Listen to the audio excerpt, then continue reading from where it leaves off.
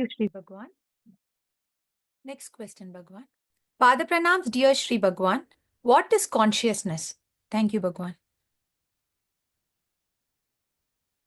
Consciousness too is all that is.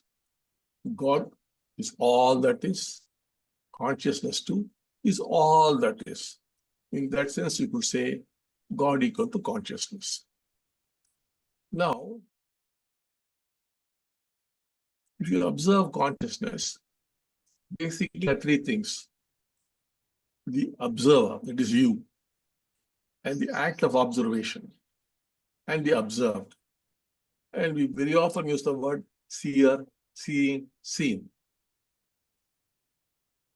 Seer is consciousness. Seeing is consciousness. The seen is consciousness. The observer, you, is consciousness. You are seeing, that is consciousness. You're observing. And the observed could be a tree, that is consciousness. All three is nothing but consciousness. When you see them as three separate things, uncorrected and different, then you are in the trap of Maya. You get stuck in imagination, in Maya. But then, if you're not stuck in Maya, then you would find that the observer, the act of observation, and the observed are all one and the same. It's all one. That is what is consciousness. There's nothing separate. That's consciousness. Some people think it is produced by the brain. Some people say it is outside the brain. But the truth is, both are involved in something. Essentially, everything is consciousness, like space is everywhere. Suppose there's a pot. There's space in the pot. If you keep moving the pot, then you would imagine that the space is also moving. Does space move? No. Similarly, consciousness does not move. It is there. Suppose you have some things in the pot and you break the pot. Then those things are just thrown into space. Similarly, you're like a pot. When you are broken, that's when you die, those things are there in space, which you could also look into, track down everything. And the pot is basically your brain, which contains those contents. But they're also in space. So the brain's function is some kind of a filter. There's so much outside, it's filtering certain things. It does not produce these things. It filters these things, which is flowing into the brain all the time. Like space is there inside the brain also, no? Space is everywhere. So also consciousness is everywhere. It's also in the brain, it's outside the brain also. But the particular contents which you think is consciousness, it is something which the brain is manipulating by allowing them and not allowing others. If it allows everything, then you won't be able to function. Then you'll be able to see all your past lives, all the lokas, everything. What would you do? Because everything is only an illusion. Everything is Maya.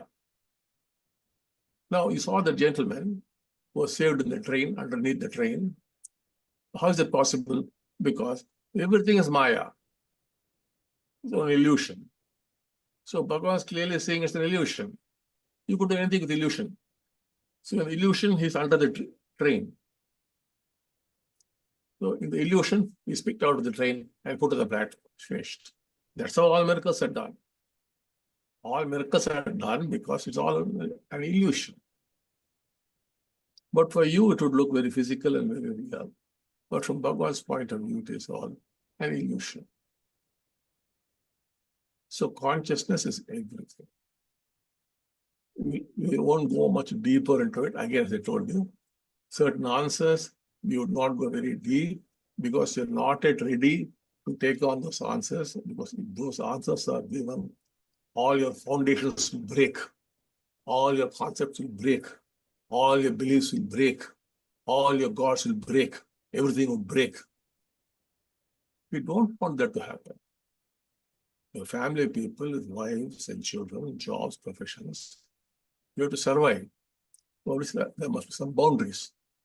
I can't be throwing it. I'll throw away the boundaries if you are a monk, if you're a sannyasi. Or let's say you're doing something, process in Satyaloka, maybe for some people. But otherwise, I must be very careful about the boundaries. Sometimes I even regret for having spoken about no free will. That has caused some disturbance for people, but they're not coming out now. But those who actually took it, they are becoming enlightened. Similarly, if you go too much into God, you'll be terrified. If I go too much into consciousness, you will be baffled. You won't be able to handle it. We should not say anything which you would not be able to handle. Therefore, I limit it there and allow you to be living in your illusions.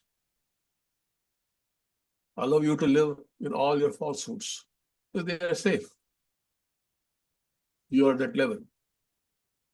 So we will not go with, but you should not think this is the ultimate truth. That I want to caution.